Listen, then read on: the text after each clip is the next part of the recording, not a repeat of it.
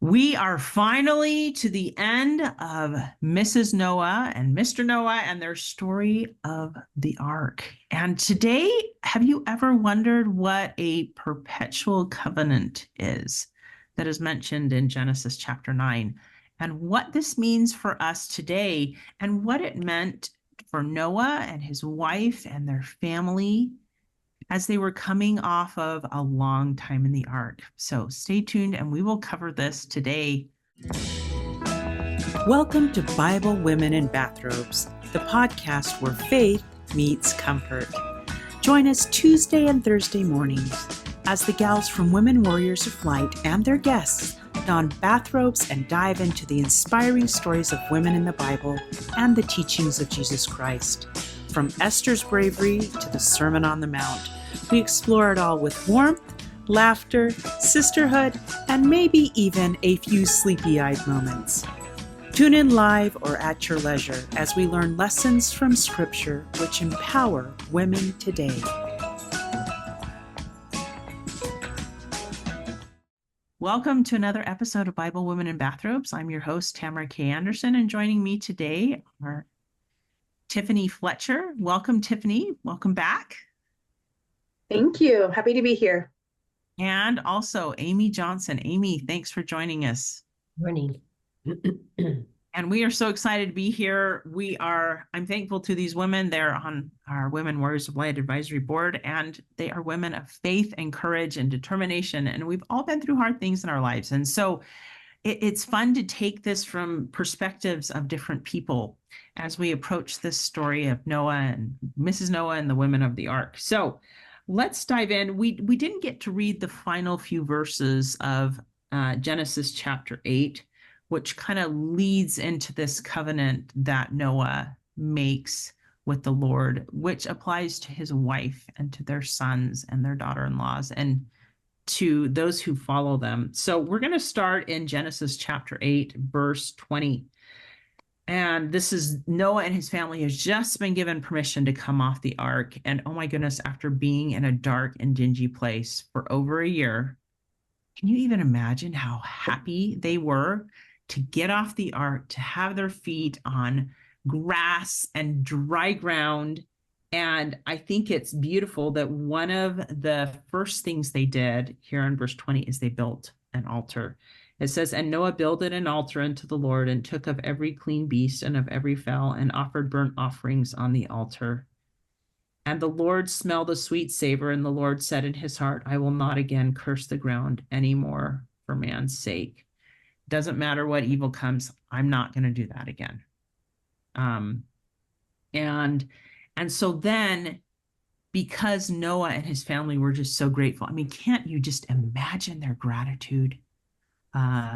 Going from being enclosed and shut up and trying to take care of all of these animals to finally the animals are free to go and forage and be on their own. And it's just Noah and his family remembering all the destruction that has just happened and being so thankful that they are yet alive and that God trusts them to now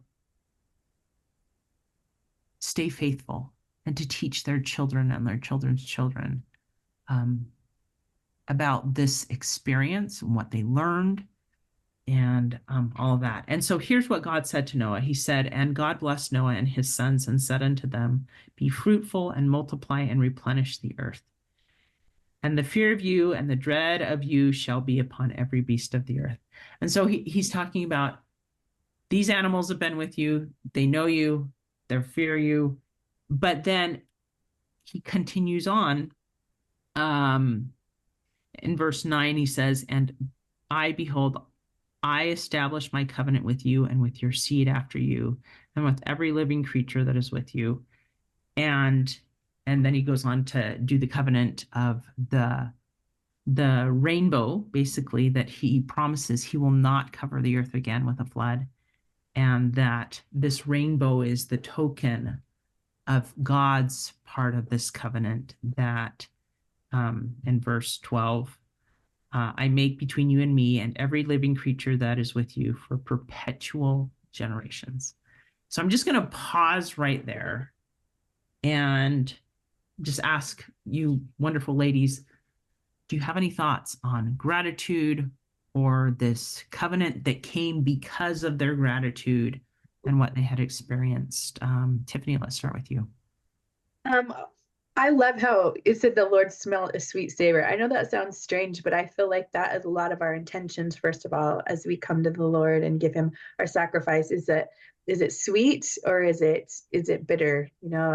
It just made me think about that as I was reading that. But I love this covenant relationship, and I love rainbows. And every time I see a rainbow, I think that is God remembering me. But I also ask myself, am I remembering him? So it's kind of like a token that I use wherever I see one. I think God's remembering me. I remember that covenant, that is a covenant that God's remembering me. Then I ask, am I remembering him?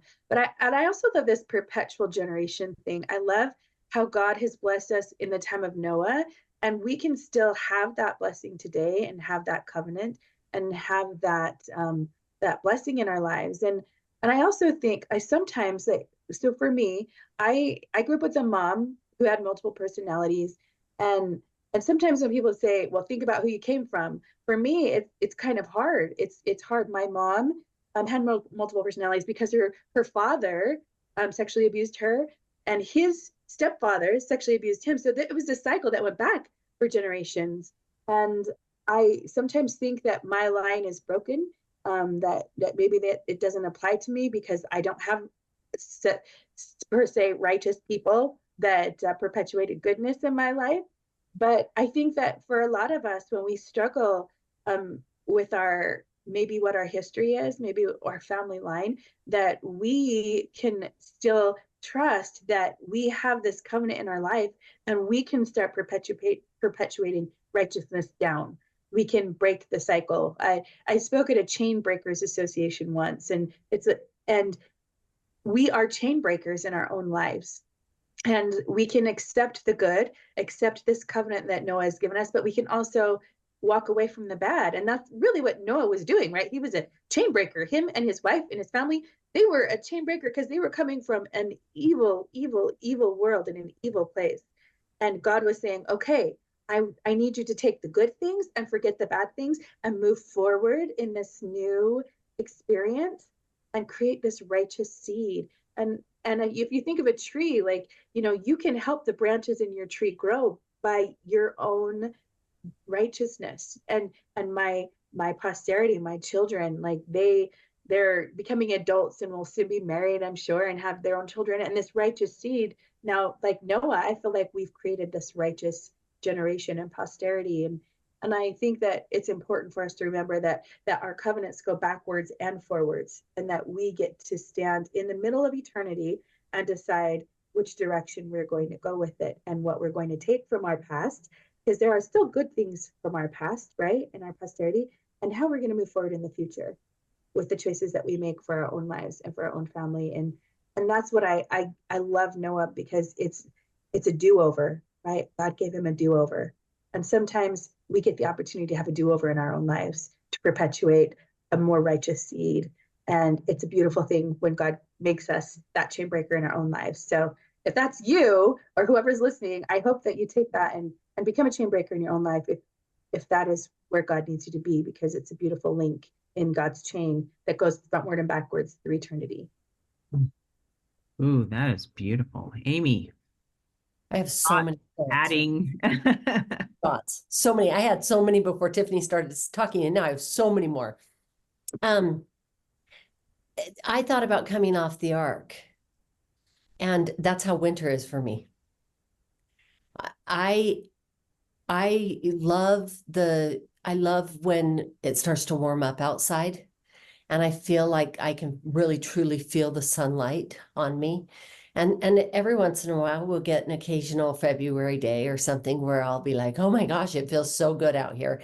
And so for me, coming out of that dark, enclosed space, I can see how they were just like, thank you so much. Thank you so much because that's how I feel. I actually, when I see the sun come up, I look up and I'm like, thank you so much, because I love the sunlight, and I can't imagine life without it. And so for Noah to build an altar makes perfect sense to me. I also found it really interesting, though, that the Lord said, I will not again curse the ground. Their life, Lamech, his father, talks about how their life, Noah is named because of how hard their life is, because the ground was cursed. He says, and he called his name Noah, saying, this same shall comfort us concerning our work and toil of our hands, because of the ground which the Lord hath cursed. So he prophesies, his dad does, that Noah is going to be a blessing. And effectively, he almost even sounds like he effectively prophesies that Noah is going to cause the curse to be removed. And so I love that. I love how this chain, because often, like Tiffany talked about, we talk about breaking the chain of unrighteous dominion, unrighteous habits. I see that in my own family. My mom absolutely broke chains that changed us kids. She raised up a very righteous generation because she's a chain breaker, right? But you can also break the covenantal chain if you choose to go the other way. And I think that's where we really want to be aware that, be careful not to grab hold of the counterfeits that are out there in the world that will cause you to break the covenantal chain. Be careful not to be offended because some well-meaning, also mortal, bumped and crashed into you hard, and that caused you to turn away from being a follower of God. Be careful not to do those things. And so, yeah, I love that Noah was able to be a pivotal role, and his wife and his children and their wives in breaking this chain of cursed ground, of wickedness, of violence, and turn it to a covenantal relationship with God and a grateful relationship with God. My mom, when I was younger, taught me that she had been to a class where the person said, when we look up, we see a rainbow. When God looks down, he sees a covenant. And so, like Tiffany, all these years now, I see a rainbow, I see covenants. I see God. And I think that's everywhere. I love how he attaches tokens to every promise he makes with his children. There's always a reminder. There's always something for us to look at and remember that he is ever present in our lives. We just have to choose to see it. Wow. That is really, really beautiful. I think it blows my mind that here, I mean, Noah was born like 3000 BC-ish, you know. The flood happened about 2348 BC-ish, you know. And so this happened over 4,000 years ago, guys. And yet that sign of the covenant remains to today. And we are all descendants of not only Adam and Eve, but Noah and Mrs. Noah and their children. And so I think it's so cool that here we are, all these thousands of years later, looking back on their story and saying, what can I learn from this? How does it apply to me today? And I love what you've drawn out of the power of God's covenants is, even though most of mankind has forgotten perhaps the story, and it's not forefront in their mind, that we can bring it up and say, oh yeah, that's why the rainbow was established. It was God making that covenant with Noah and his family, that this applies to your children and your children, children, down to the latest generation, you know. And we know that we're getting close to the second coming. So we're cleaving unto every covenant and every sign that we can get to, kind of like we talked about last episode, looking for little signs that it's getting close, hang in there, wait a little bit longer.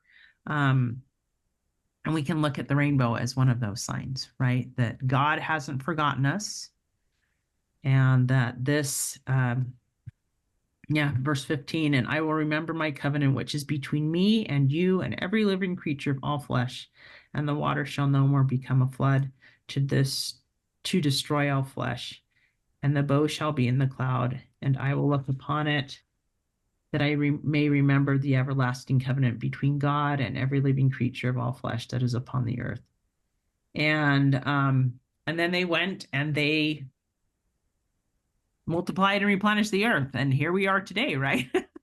as Noah and Mrs. Noah's descendants. So incredible. So I guess my question to you, we've talked about several things, about gratitude, about covenants and promises and remembering them, being chain breakers, and choosing God in our daily lives. What are your final thoughts and takeaways as we're wrapping this up? And Amy, we'll start with you. We'll kind of go reverse order here. I think for me, this covenant, sometimes, and especially when I was younger, you'd get taught about the covenant of the rainbow. But as I've gotten older and I've really started to understand God a little bit more, covenants really go both ways. And so when I was a kid, I was like, oh, he put a rainbow in the sky. That's so great. He's never going to flood the earth again, blah, blah, blah, which is great and true. And God always keeps his covenants. But today, with the backdrop of my life and understanding what I now know, I'm looking at this a whole new way. And I'm looking at this as if I will keep my covenants to the Lord and I will stand with him, then my life will not be a life of destruction. And I think that for me is more important than whether he floods the earth or not. I think for me, that's what really matters, is that what will my life look like? Will my life be a life of destruction and sorrow and cursed ground? And the answer is, am I a covenant keeper? Do I stand steadfast with God? Or am I more concerned about what people around me might be thinking? Which do I care? Do I look vertically, or do I look horizontally? What matters to me?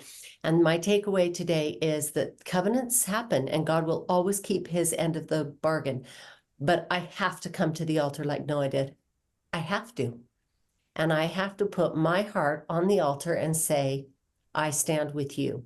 Absolutely. And as I do that, my life will not be a life of destruction, but will be one of hope and love and gratitude and creation and progression and all those things that are so good that I want. That's my takeaway. Love it. Go ahead, Tiffany. I love that, Amy. I think that's beautiful. I think that it's true that as we become those covenant keepers with the Lord, then he, with Heavenly Father, then he really does help us in our life. There's protection in making covenants with him and choosing to be his disciple. Like when we become a disciple in Christ, we are essentially saying, I will stand with you, Lord, and I will be that light on the hill, and I will help the people in my life, and I will try to live that righteous life so that I can have a righteous seed, but not only like have a righteous seed, but teach everyone else around me about you, like bring people to you. And I think that that's what our covenants really are that we promise that we'll come to Jesus and that we will bring as many as people as we can with us. That's really our promise, right? That we will be able to choose him in all ways, that like Enoch, we will walk with him, and especially when he asks us to. And I think that sometimes in our world today, we forget to walk with Jesus. We're walking with the world. We're walking with celebrities. We're walking with the adversary even sometimes, right? Satan walks with us more often than we'd like to think. And I think that covenant, being a covenant keeper, means that we walk with Jesus every day, that we come to the altar and the altar is about sacrifice. It's not just about coming in prayer, it's about coming in sacrifice. And sometimes we have to sacrifice those things. I mean, if you look at Noah and his wife and his family, they sacrificed everything that they had. The world that they knew was no longer. It was essentially Adam and Eve all over again. Everything had been destroyed, and they were in that lone and dreary world with their family. And they had that choice: am I going to go forward in destruction, or am I going to go forward in covenant with the Lord? And because they went forward in covenant with the Lord, look at what they created, and look at where we are now because of their sacrifice, because they walked with the Lord like Enoch did, and they made him a part of their daily life, and they sacrificed the world to have something better. And that's really in our world. I mean, God's not going to flood the earth again, but that's really what it's about, right? We have to be willing to sacrifice the world that we know to have something better, so that we can walk with Jesus and become the disciple that he needs us to be. And that's what that covenant relationship is becoming his, not the world's, but his. And when we remember that God remembers us.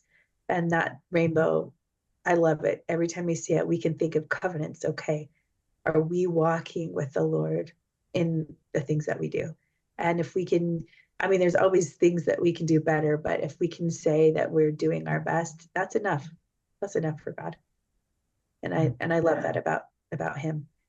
Whatever we do is enough. Yeah. You guys have said some amazing things, and there's just such depth. I'm amazed at how much we can draw out of these chapters that we can apply to our lives today, from these lives of men and women who lived long ago. The words that are just repeating through my mind is my takeaway. It's something we haven't even really dived into yet, but that first verse of chapter 9, where God blessed Noah and his sons and daughters and wife, I'm just going to say, be fruitful and multiply and replenish the earth. And obviously, I know that this means have children, enjoy your posterity, but pause and think how else that applies to our lives today.